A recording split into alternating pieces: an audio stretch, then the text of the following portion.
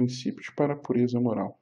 A igreja deve sustentar seu compromisso bíblico com a pureza sexual. O comportamento mundano que causa comportamento sexual e moral rejeita a Deus e seus costumes. O comportamento, o que acontece? É interessante falar isso aqui, até por questão da imoralidade na pornografia, por exemplo. Por muitos anos eu fui escravo de pornografia. E quando que as coisas mudaram efetivamente para mim? Quando eu decididamente deixei de colocar meus olhos diante da pornografia e passei a encher a minha mente das coisas de Deus, pensando nas coisas do alto, na palavra, me entregando mais a minha mente, o meu exercício mental, a minha atenção para as coisas celestiais. Por quê? Existe algo que em Romanos 12:2 ele fala muito sobre isso, fala sobre que nós não devemos tomar a forma do mundo, e o contexto é de nós nos apresentarmos com o corpo santo diante de Deus, né? E aí no versículo 2 fala especificamente de que nós não devemos nos conformar com o mundo, assumir o formato, né? Não tem a forma do bolo, que coloca ali a massa e leva ao forno para assar? O bolo assume o formato da forma.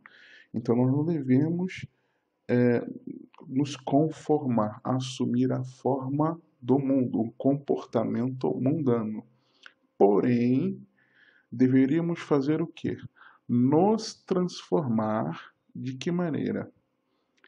Pela renovação da nossa mente, do nosso entendimento. Com qual objetivo? Com o objetivo de experimentarmos qual é a boa, perfeita e agradável vontade de Deus. Então, o que acontece? Quando que eu me transformo, não assumindo o formato do mundo?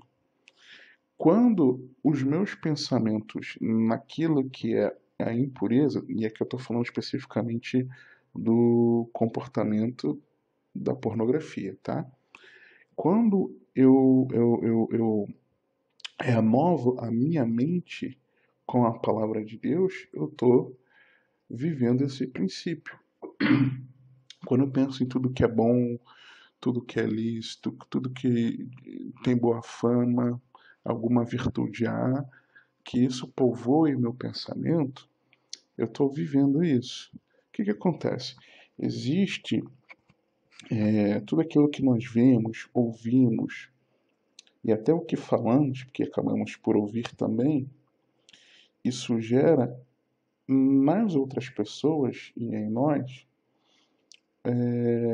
um sentimento, né? Falando de nós, né? Gera em nós mesmos um sentimento.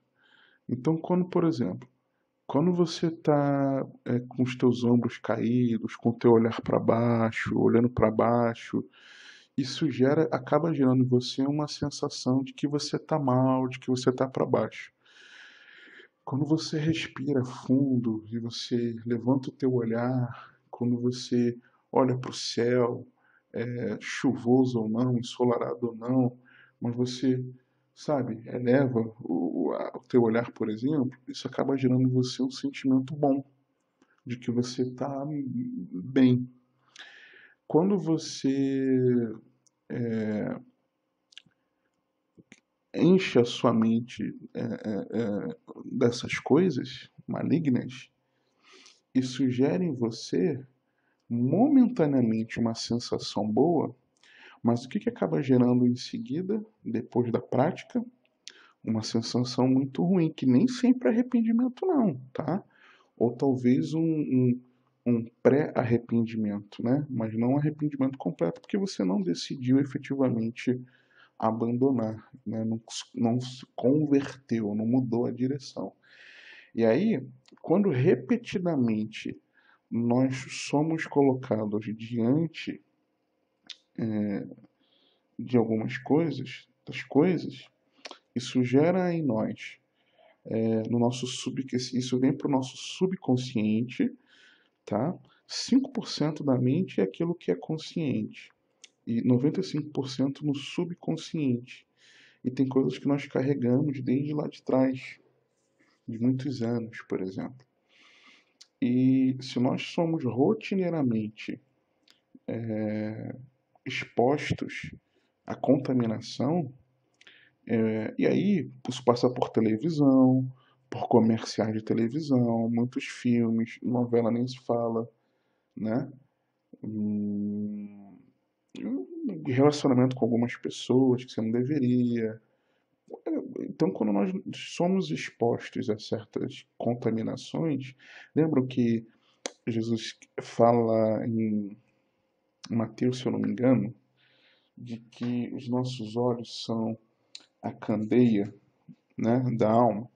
Então, se aquilo que eu enxergar for bom, eu vou estar em luz. Se aquilo que eu enxergar for mal, em trevas eu vou estar. Com terríveis trevas, nem com terríveis trevas eu estarei.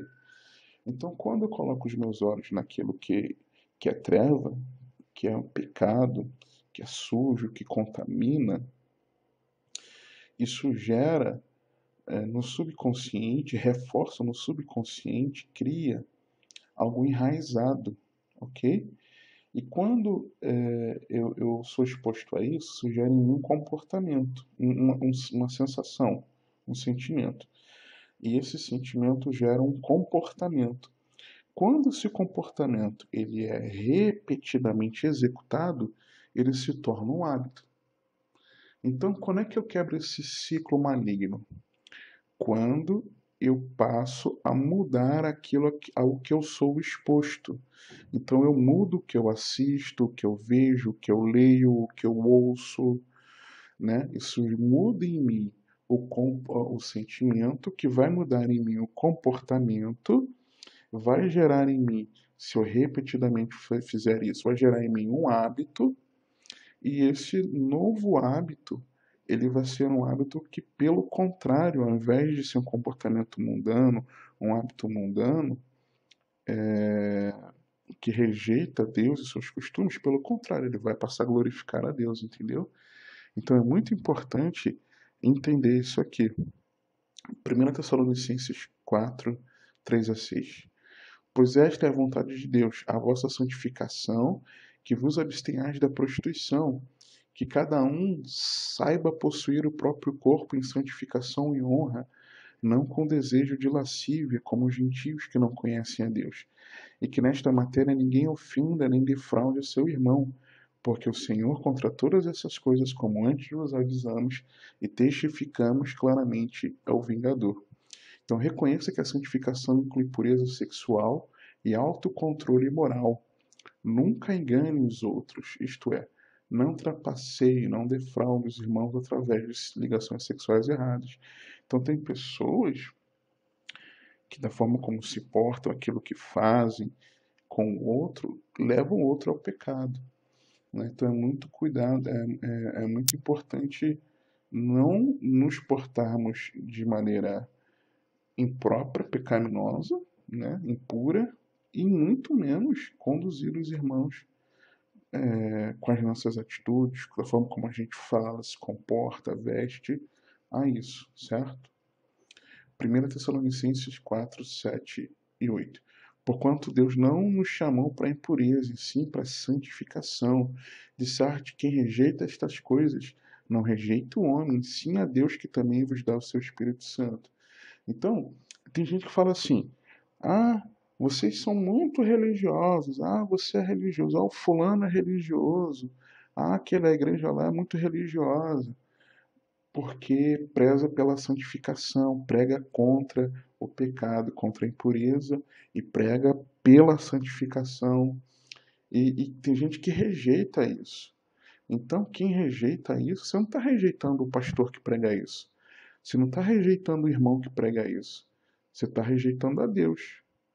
Você está entendendo o que a Bíblia está dizendo aqui? Então, quem rejeita a santificação, quem rejeita pregar contra a impureza, você está rejeitando não é a pessoa que está pregando.